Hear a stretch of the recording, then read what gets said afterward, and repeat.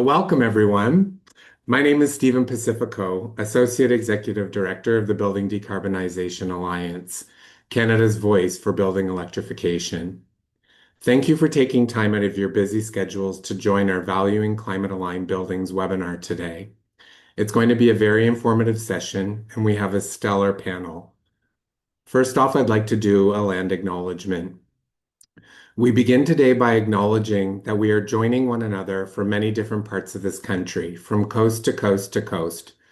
Wherever you are located, you are on the ancestral and traditional territories of First Nations, Métis, and Inuit people who have been stewards of these lands and waters since time immemorial.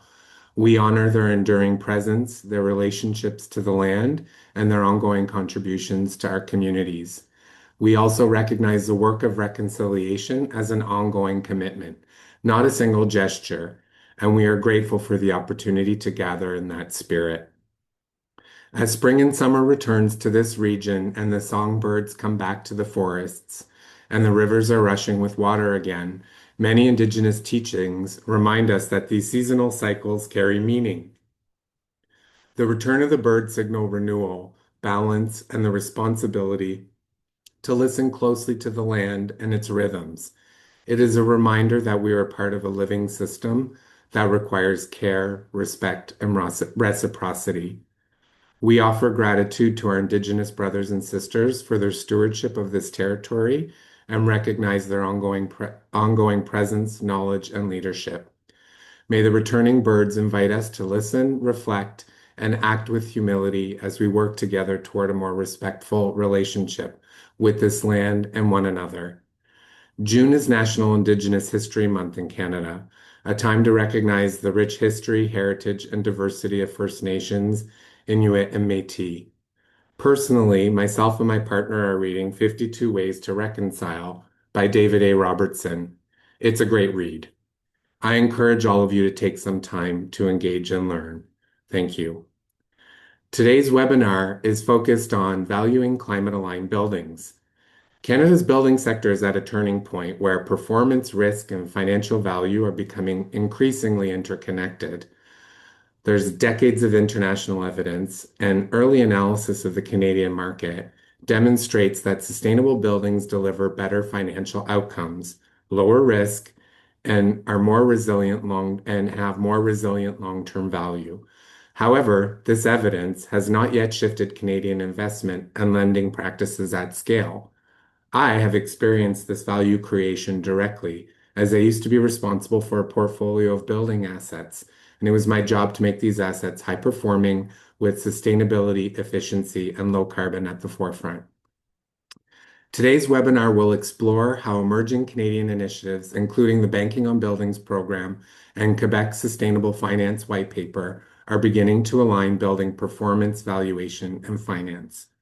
Speakers will share case studies, market signals, and practical pathways for owners, lenders, and appraisers and policymakers to strengthen underwriting, valuation outcomes, and access to climate-aligned capital. I'd like to thank my staff and the panelists for all their hard work preparing for this important webinar. And now we've got the agenda up, good. The agenda for our webinar is as follows. Why valuation, underwriting, and finance matter now.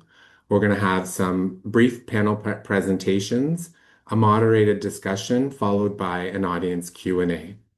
Throughout today's webinar, please feel free and welcome to ask questions using the Q&A function located at the bottom of your screen. To kick things off, I have a couple questions for attendees. John, next slide. So the first polling question is, how familiar are you with appraisal practices on a scale of 1 to 10? And the second polling question is number 2. To what extent do you believe the value of sustainable building performance is reflected in property valuations in Canada today? You should see those questions pop up on your screen shortly.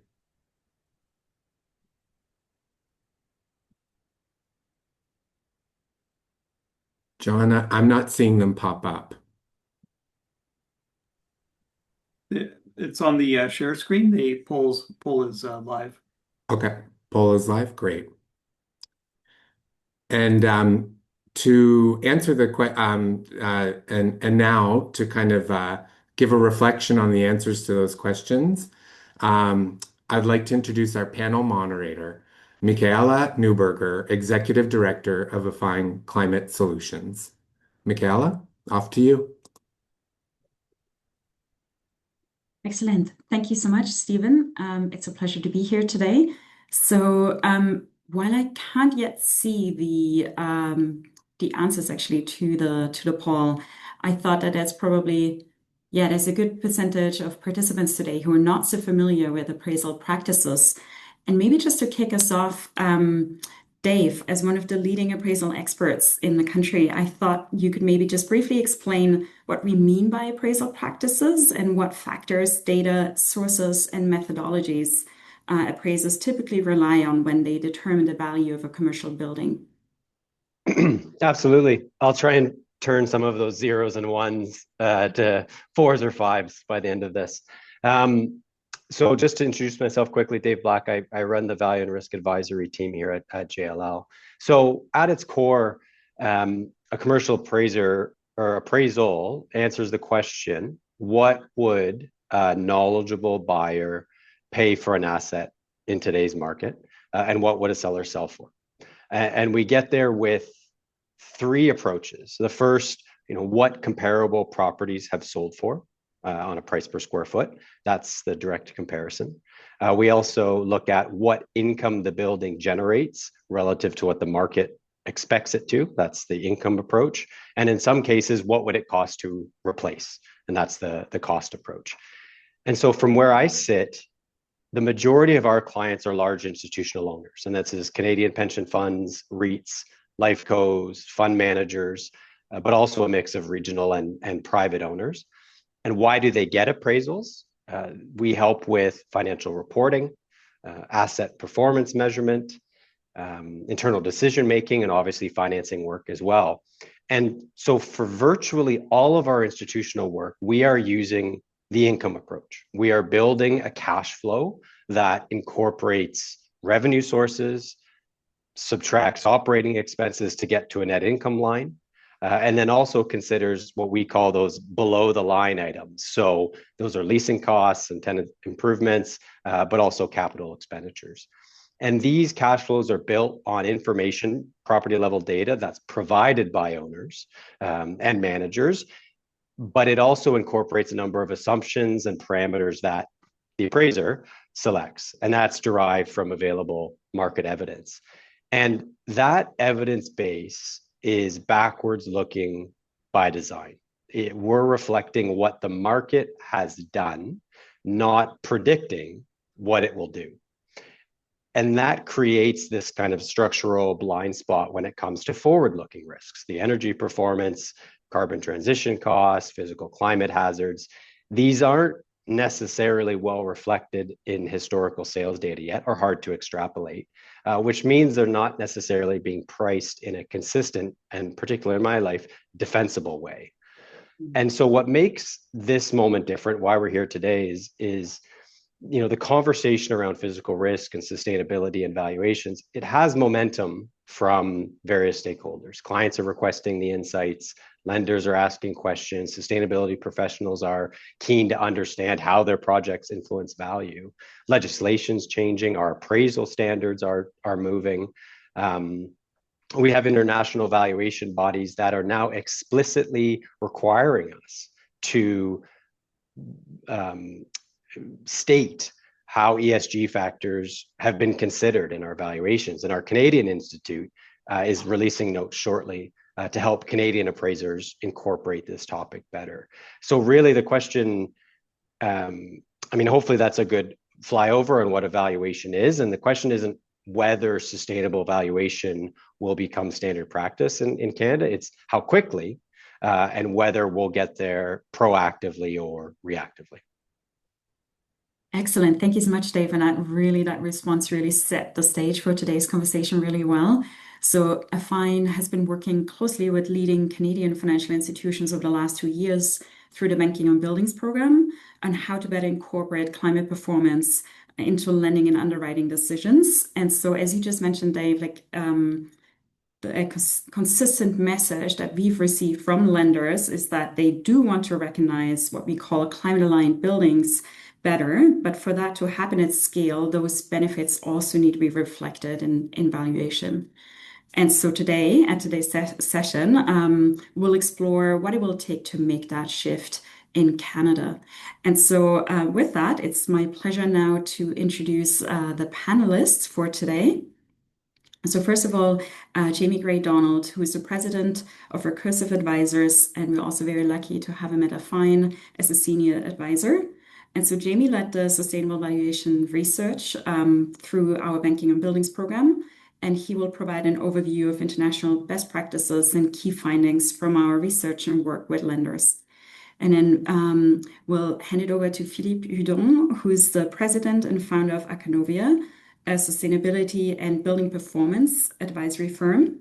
And he is the initiator of the white paper on sustainable real estate. And he will be grounding the discussion in real projects and market practice from Quebec. And then I will also hear from Dave, who's the head of value and risk advisory at JLL, as he just outlined. And I would really say that he's one of the most recognized leaders in Canada as an appraisal expert and also very knowledgeable about the practical implementation of sustainability and climate risk. So without further ado, I'll hand it over to Jamie. Thank you, Michaela, and a pleasure to be here today. Sorry. So I'm going to talk a bit about the international background and what it means in Canada, and particularly from the financial institution perspective. Next. So there are countries with some formal requirements to include sustainability evaluation. I would say this is not in any of the cases across the board. These are instances in which portions of the market have to include it.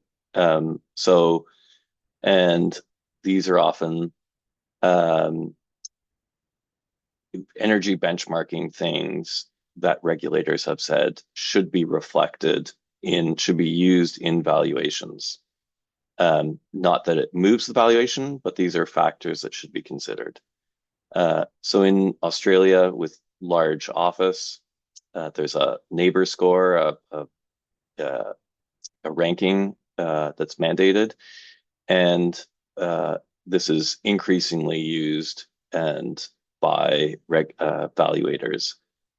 So there are a range of tenants who say we must be in a neighbor's building of score of at least this.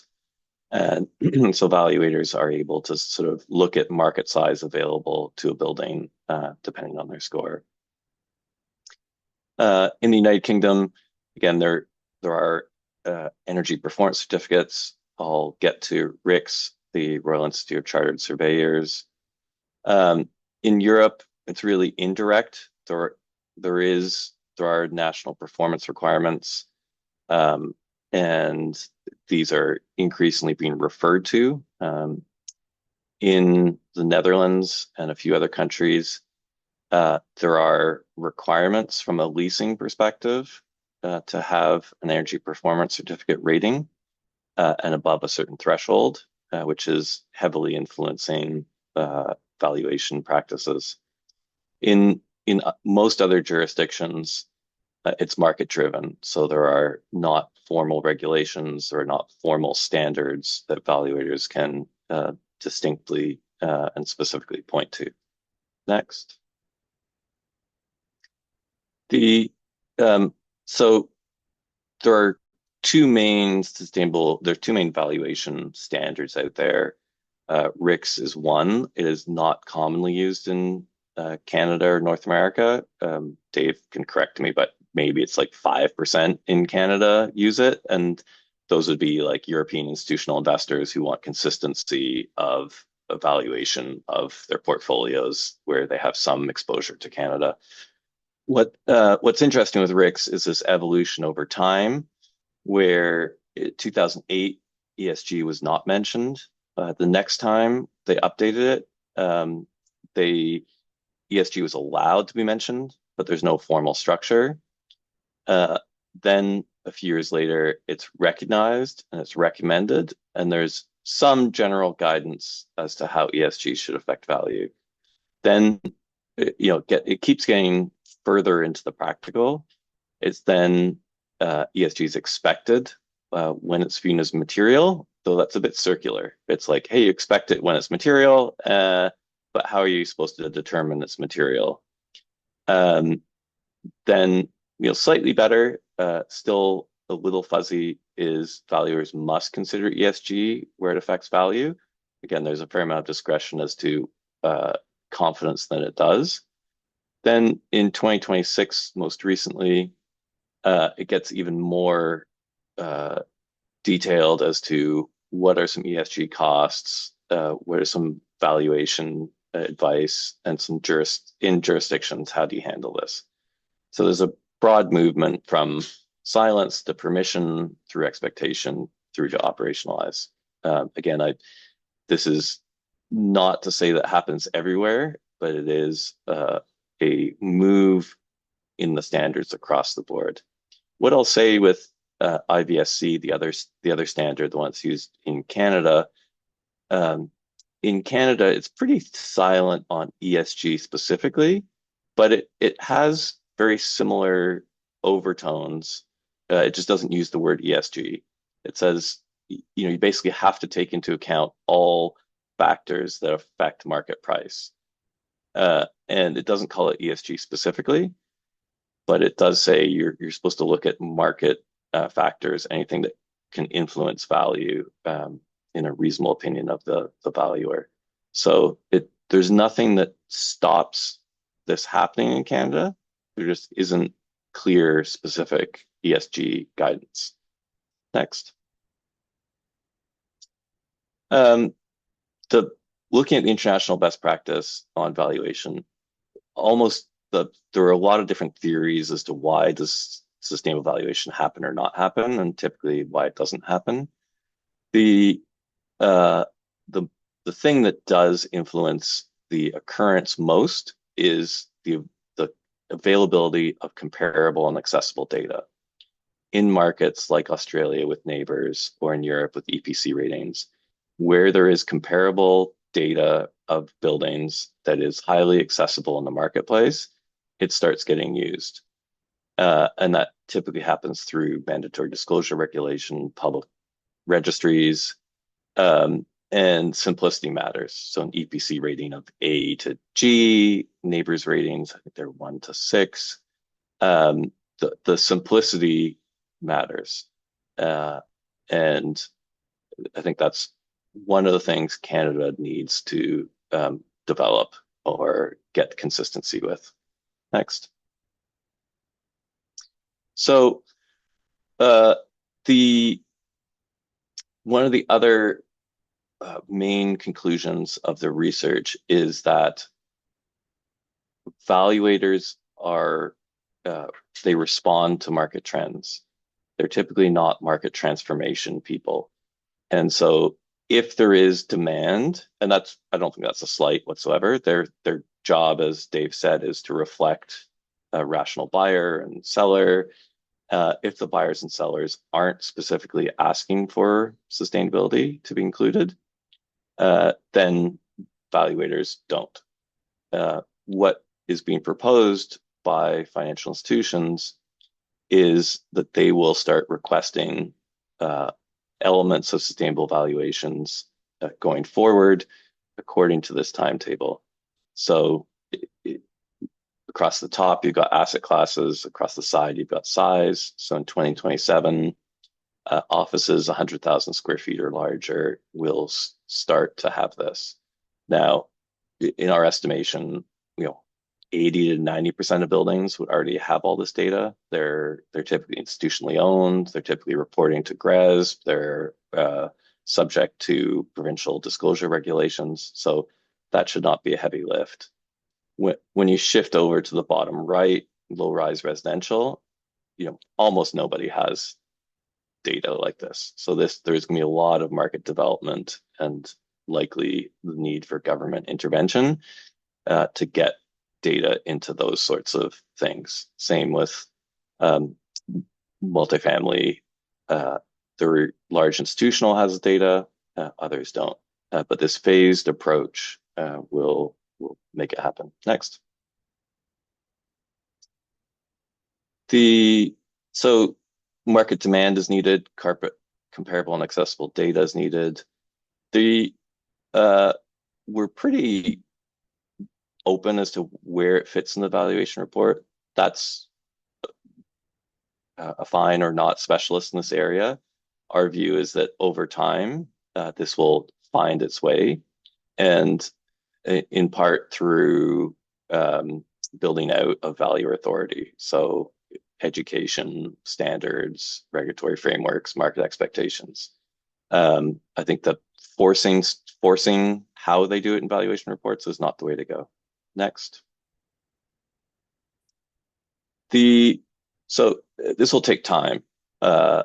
Probably I would guess 5 years till at least till there is enough comparable data. Even if in 2027 we start getting sustainable valuations for all offices above 100,000 square feet, it'll take years until there is confidence in the value in the valuator community to do the proper comparisons, and I think to really start changing value. Our view, though, is you have to start somewhere, and you have to start getting that comparable data, and you have to start building out that demand. And it'll build up the capacity, and it'll, I think, unlock a lot of innovation and collaboration to come. And I think that's it. So I think we feel strongly that the trends are there, and the role of the financial institutions is really to prime market demand and guide what good, simple data looks like. Thank you. Hello. So probably the next one. Just for the white paper in Quebec, so we do some committee with the financials, appraisals, owner of buildings. So why we do it is to bring together all people working around the buildings and energy transition. So we want to develop a common language for them to how we can evaluate the risk for this period of transition. So we work with them how to develop a kind of financial risk matrix to capture the risk. We have the same evaluation of the risk. At the same time, how we can define the green investment. We know how fine it works well on how to define we can define a green asset for bankers. So it's here in the white paper, we try to develop a definition, make sure everybody had the same language. At the same thing, we worked hard to define a green assets and the brown assets. What is the risk, the operational risk for the energy transition and the climate risk adaptations. And at the same time, which kind of concrete short-term strategies or actions plan we can do to reduce our transition risk. And next slide. So we work with three kind of personas: the developers and building owners, the financial institution, appraisers. So we want to make sure we can have the same language for each personas. So in the market, there is a kind of triangle. So the appraisers give a kind of appreciation of the value of the buildings. So after that, the financial institution can have a number of appreciation of the value of the assets and can give a loan. And the building manager, he develop the projects or have an investment plan based on this element.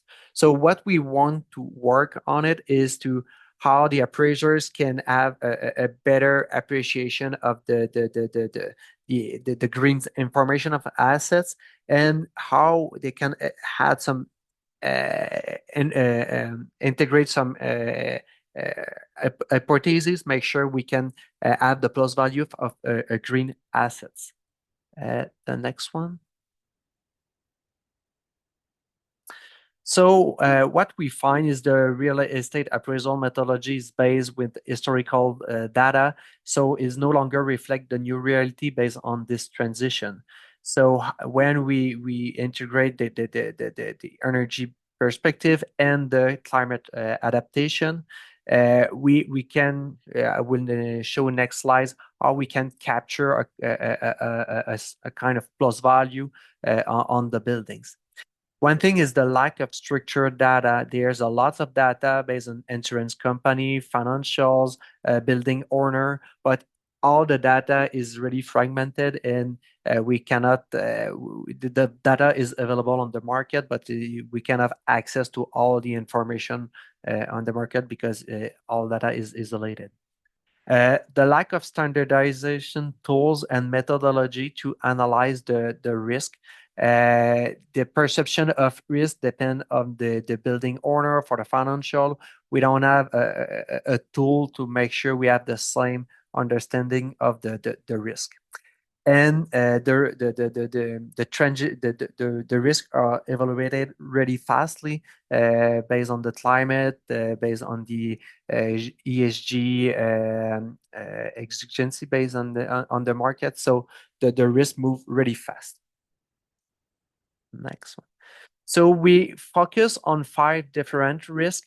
The first one is the, like Jamie said a bit earlier, the regulatory. We see in the Europe market, there's a lots of regulation, and a lot of regulation in Canada is based on what has happened in other markets. So an assets can be a risk of depreciation, of obsolescence, if they are not, they cannot integrate the regulatory they happen right now or the future regulation.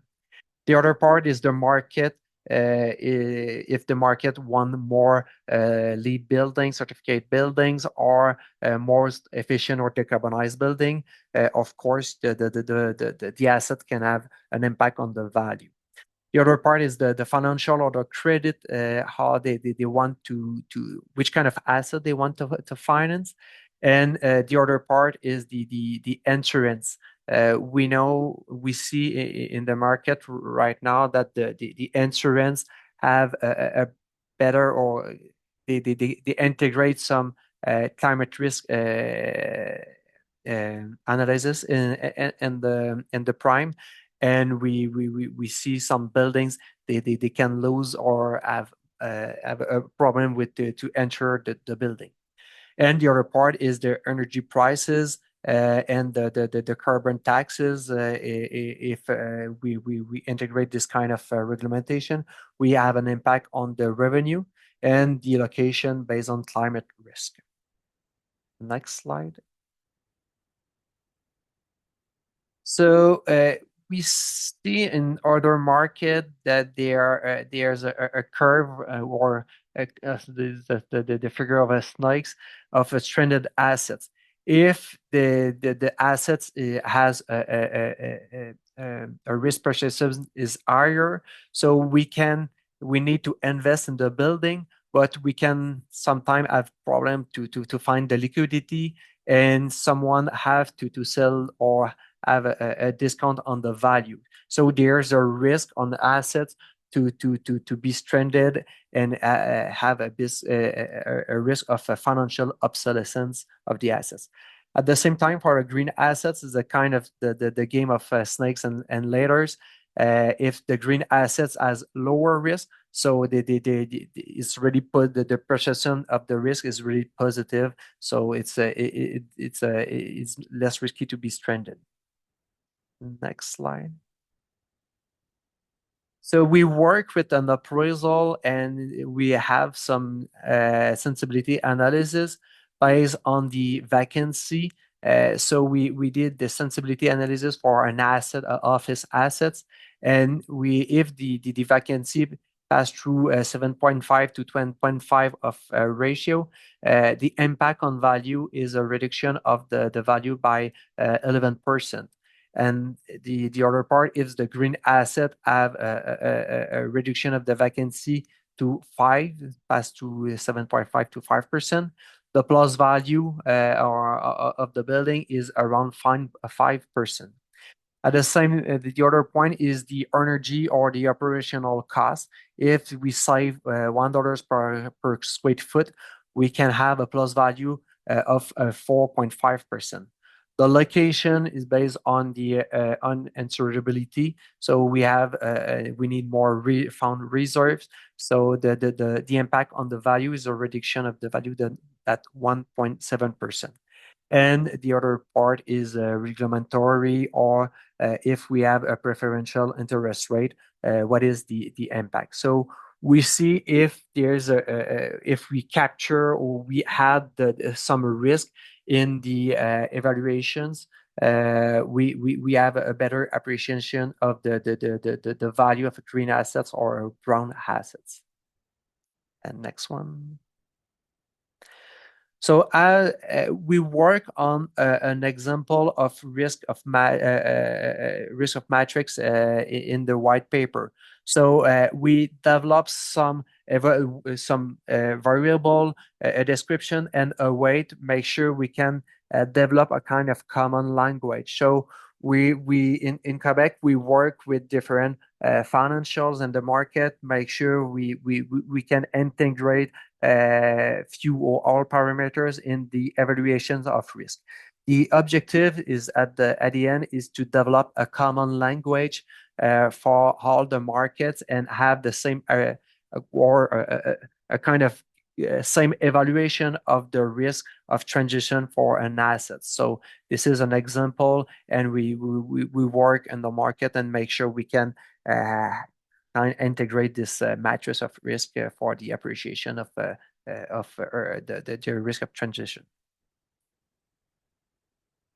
So if you want to download the white paper, we translated in English, so it's the first public release for the English version, so you can download it with the QR code at the screen.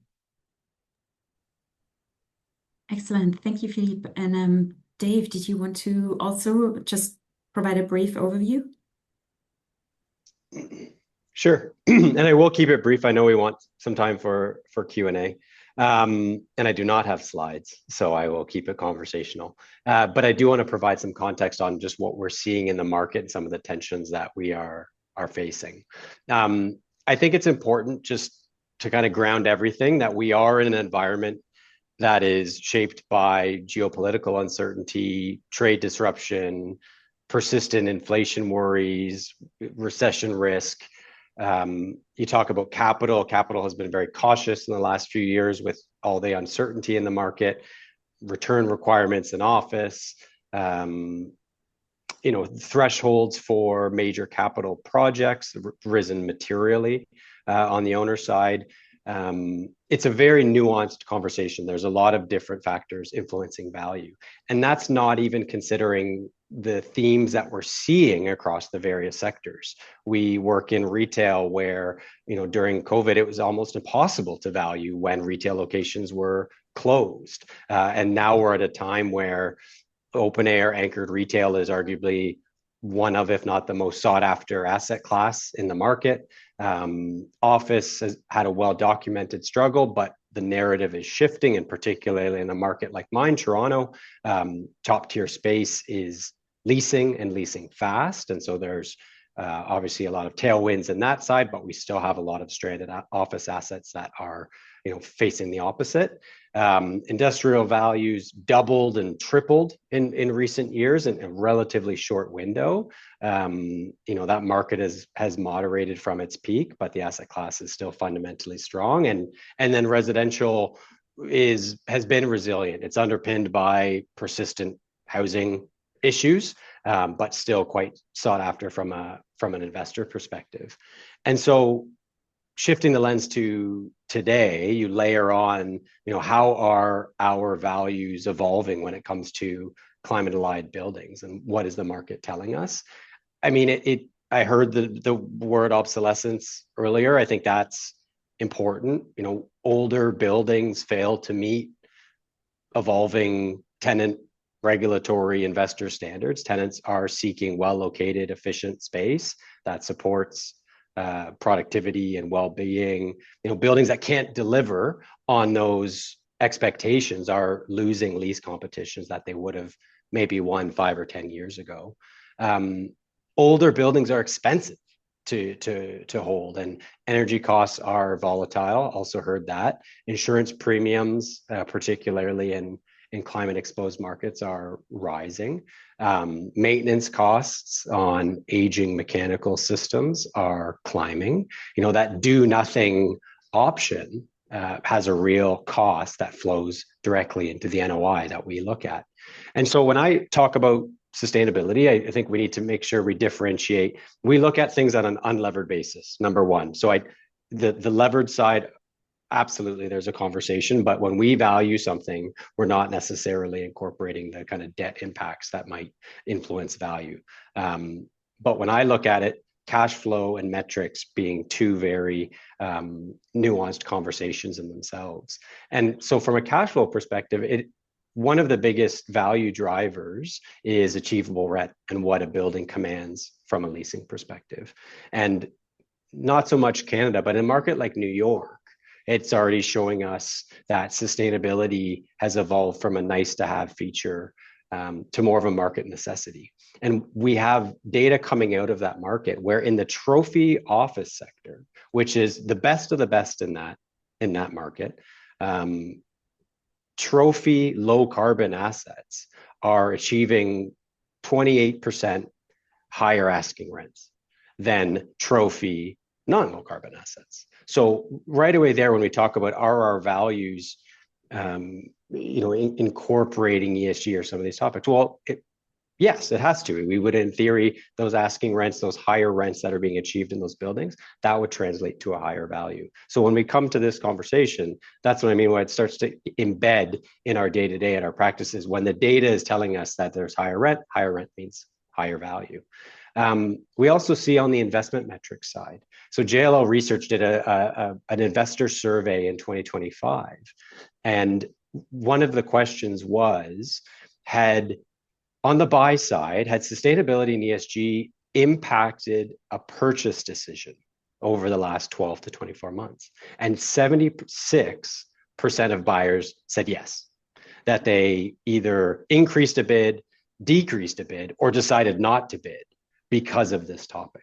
So this is kind of clear evidence to me that this whole concept is affecting acquisition underwriting, its bid depth, and that correspondingly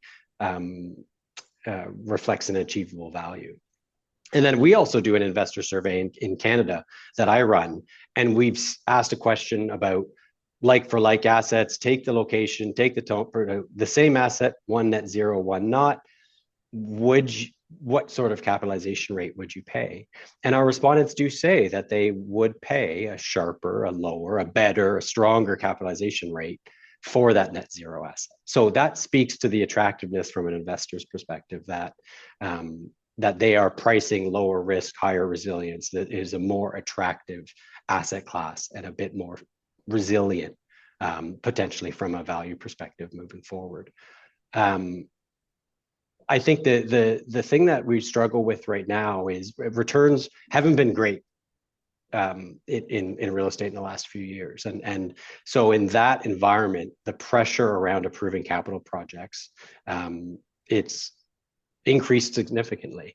And this hypothetical idea of if a building has been valued at $200 million and there's a $20 million sustainability related capital spend on the horizon, the worry or the fear is, what does that mean to my value? Does that mean that if I incorporate that, the value will be 180 million? Does that mean it will be 220 million? And because we don't have that kind of standardized comparable data, we don't know exactly what adjustments would be made because of that capital project. There's not that confidence that incorporating these projects result in a value lift. And I've seen in a few of the papers that have been released, one of the proposed action items, and something that I'm seeing more frequently, is the idea of shadow valuations. So we are valuing something as of June 30th, 2026, we might, I don't want to say ignore, but exclude that potential capital project in our valuation for financial reporting. But the client might say, now, could you also incorporate that capital plan? What might the value be, or what might the value look at? So that's giving us a little bit of leeway, or a little bit of insights into incorporating some of these necessary capital spends to bring the building inventory up to a higher standard. How is it influencing value moving forward, and what adjustments can we make based on the evidence that is available to us? The other thing I'll mention as well is, we might touch on it a bit later. We've introduced an ESG, or a survey that we send out to our clients. It is extremely long. It is rows and rows and rows of questions. Not many clients answer it yet, and that is a function of the data might not be readily available. You have to think, how long does it take to do an appraisal? I should have mentioned at the beginning, a standard appraisal is 2 or 3 weeks. So by the time an owner is able to pull this all together, we're already done the valuation. So there's a timeline crunch there. That can be an issue. But then there is that fear of, what if I give all this information to Dave? What does he do to it? Is it going to impact the value? Is this going to negatively change his view on where value sits? So, we do have a lot of evidence coming from the market. We're having lots of discussions. I think they're very positive discussions. The direction of travel is clear. The market is attempting to price this. The standards are moving. The regulations, the legislation is changing. And our job as the valuers, I'm always defending myself or our industry in this forum, but we are just trying to make sure that our methodology catches up to what capital trends seem to be telling us. That's excellent. Yeah, thank you so much, Dave, for outlining that and for such a comprehensive review. And it sort of touches on a lot of the things I think that we've been working on, and the work we've also supported. And I actually wanted to shift to one of the audience questions, because it is something that we've been thinking about at Affine with our financial institution partners. And the question is, what has the research, has it identified any clear action steps to help us reach the preconditions for sustainable valuations that Jamie spoke about at the beginning? And so, Jamie, I thought, could you sort of outline what are the most important near-term actions for owners, lenders, appraisers, policymakers that we sort of recommended on a high level? Yeah. So I'll go back. The literature was initially, hey, you just need to educate valuers and this will happen. Then they tried that, and the valuers are like, well, it doesn't affect value, so why would we care? Then the research came out that, like, oh, there is a connection to value in large data sets where you can isolate these things. And then the valuers sort of came back and said, well, that's really nice, but how does it work on this building? How do I isolate this for individual buildings? And so I think that's kind of the stage we're at now of moving from individual buildings with all its idiosyncrasies to more standard measures. So I think that the main thing is having a small set of common metrics that owners use, that bank financial institutions request, and that valuers can grab a hold of. And so we've suggested for energy intensity, preferably as an Energy Star score. The carbon would be sort of percent of heating from fossil fuels. Is your building green certified? And what's the physical climate risk score? So to acute weather events. Those are the four. With those, I think there's a lot that can be done with those. I would say that those really take into account long-term value. It is less about your predicted discounted cash flow for the next 10 years. So there are some financial institutions who are interested in how do I get more detail on this? Like, a building just got a retrofit. Should I value it for more? And that's a bit more complex an exercise. I think 4 metrics: energy intensity, carbon, green certification, physical climate, in a common approach is super important. And so a fine has released what we think these are. The categories line up with what RealPAC is suggesting. The categories line up with, a range of global leaders are thinking. So it's going to be those 4 buckets. And there'll be a bit of work to get everyone on the same page with exactly what the metric is, exactly what the data point is. Once we do that, then it's time and repetition.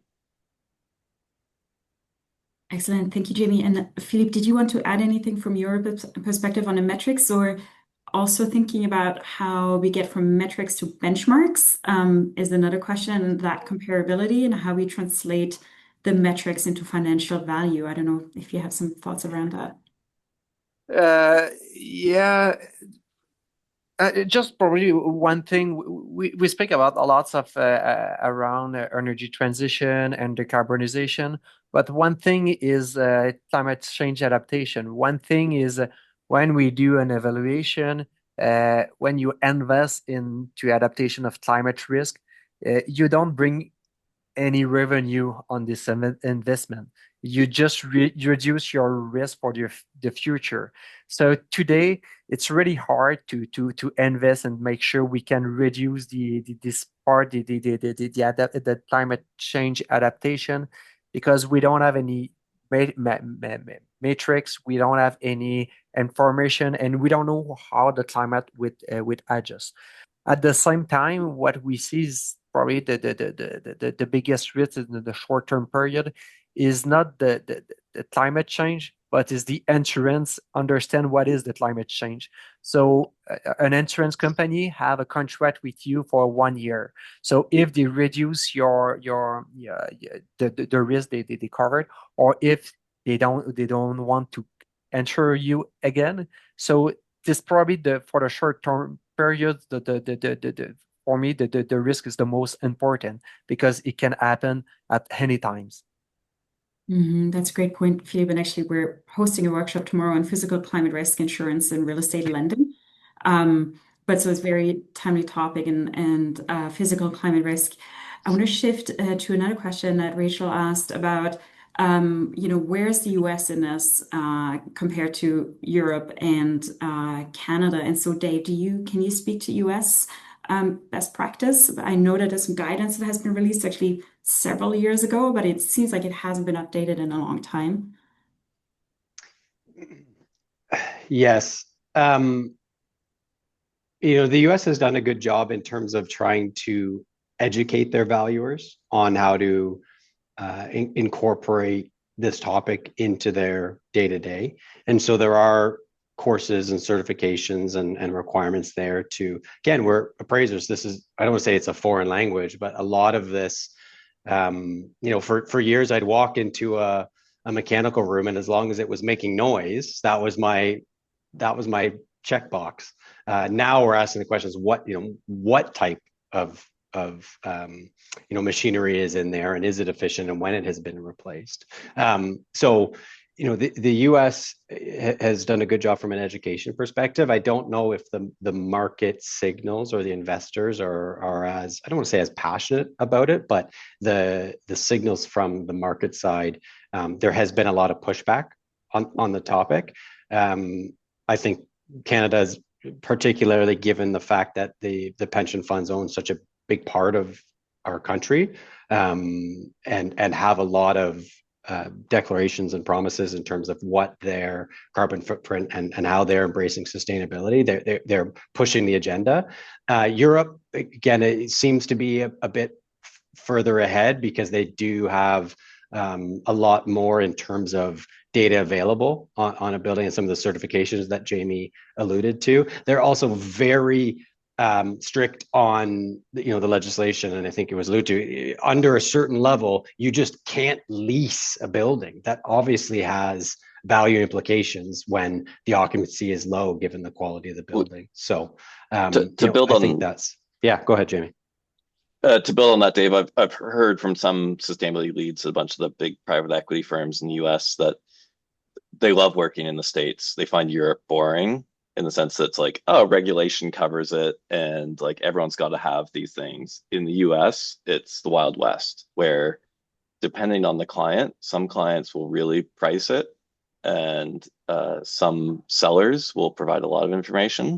And other times it's there's nothing. And so it requires a lot more there's a lot more different approaches to what to offer when you're buying or selling, and a bunch more risk, which if you're really good at it, fine, but probably not the ideal scenario. That's great. And yeah, I wanted to switch to a couple of additional questions. And I think, Sadi, I think we sort of answered what is the signal or maybe two significant changes around having comparable metrics in the market. I think that was definitely one of the key items, metrics, benchmarking, that's available for appraisers to integrate, and then understanding how to integrate those sustainability and energy and climate risk metrics into financial performance. That's definitely key. Would somebody like to add anything in terms of the top one or two things that need to happen? And thinking also, Sadi also asked about regulatory or policy change that could support this work. And I think we've spoken to that already, but any additional thoughts about how to drive this forward quickly in Canada? I think that I'll throw at one that just my view on benchmarking regulation is this helps market transparency, and having these data points and having them be comparable facilitates market transparency. And when a market is transparent, activity increases and typically pricing increases. As more risk is quantified, this is good. So I would say that there is, at the federal and provincial level, if they want to increase market activity, these are the sorts of things that are helpful. Not requiring certain levels, but at least facilitating what are the right metrics, and then funding the creation of those metrics, the capacity building around those metrics, and then encouraging or requiring the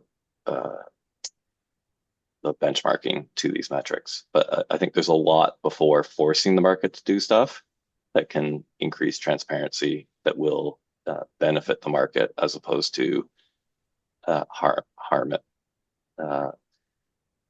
Yeah. And we have an office in France, and we see the difference thinking about regulation. In France, we know what is the regulation for energy perspective, and a bit of about climate risk adaptation for the next 25 years. So for a financial, for appraisals, for an investor, it's really easy to make sure how or where to invest the money and make sure there's a plus value because there's a clear pathway about the regulations. So here is always kind of we have just short-term regulation and it is a big risk for the market, and it's hard to know where we should invest and make sure we can be adapted based on and make sure we are not upset at it as assets.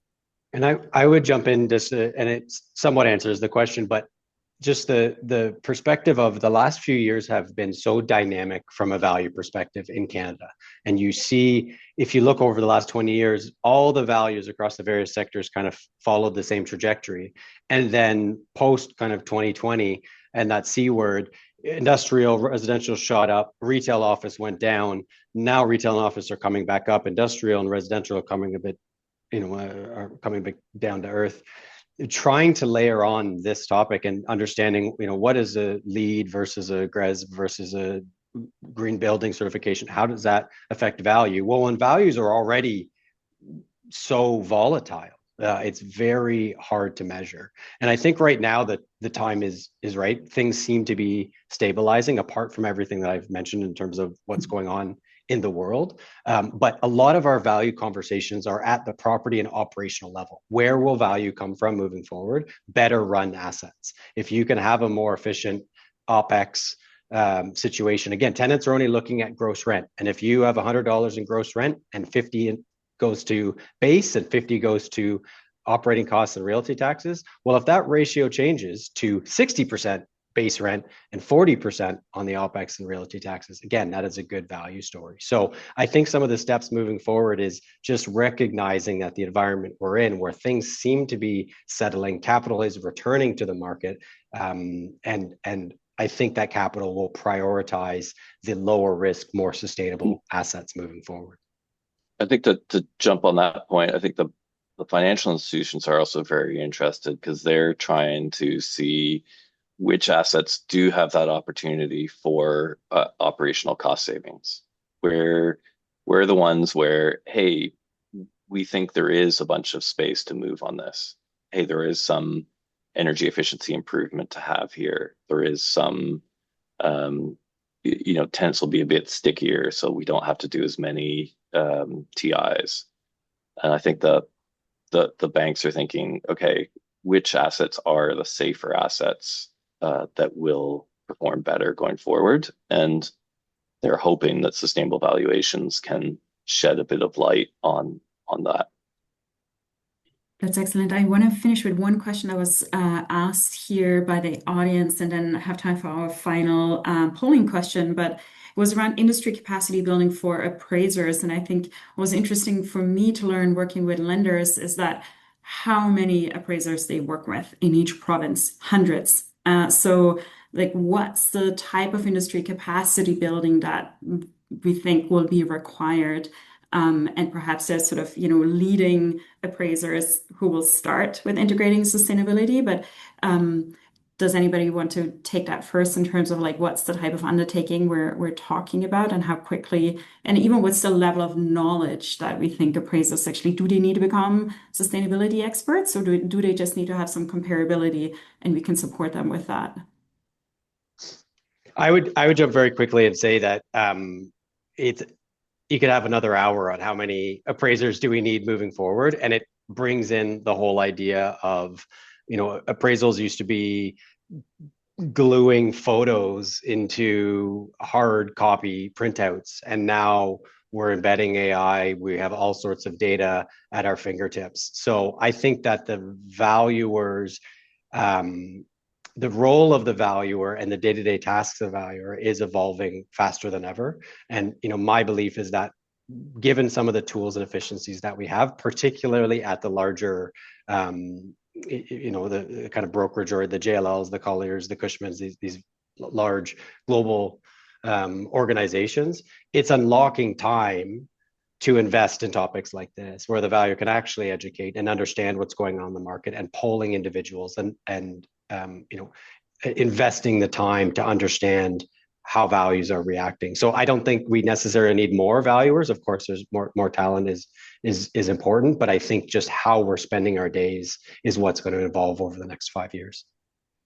That's excellent. Thanks. And that will be sort of our closing response. And thank you for those who've answered the final poll. So you believe that the most important enablers will be, I think the leader is standardized sustainability performance data and disclosure. Yeah. And then some guidance for appraisers. So that's excellent. So with that, as we've heard, it is the right time to start to integrate sustainability into real estate valuation. There's a lot of movement happening in the market. We've heard from at the AIC conference, multiple panels on this topic. RealPAC and CGBC are doing important work in this area, and then Affine as well through the Banking on Buildings program, and Philippe, and his team. So a lot's happening. It is a good time, thanks so much for joining us today, and we hope that you will stay connected. We've shared some of the links here today where you can stay and continue to engage with us. And thank you to all the panelists, and thank you for all of those who attended the webinar. Great. And I'd just like to jump in as well and thank all the panelists as well from BDA. If you haven't read a sustainable valuation work, please do download the report. Also, Philippe and Akinovia's and the paper that was done in Quebec, the white paper. It's also the link is there. I highly encourage you to read both of them. Quite informative. I know I learned a lot. Um, and also check out JLL Akinovia, Fine, and Recursive Advisors web pages. Lots of great content there. Thank you to our panelists. Thank you to everybody who participated today. Very important subject.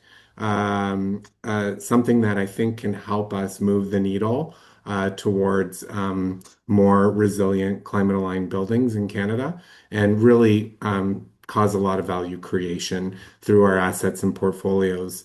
If you're not a member of the BDA, you should consider joining. Membership is free. You can find everything you want online. You get access to these webinars and lots of great first content in the marketplace. Thanks again, everybody. Have a great day. We'll continue to engage in this topic in the future. Thank you, Michaela, for moderating today. Have a great day, everyone.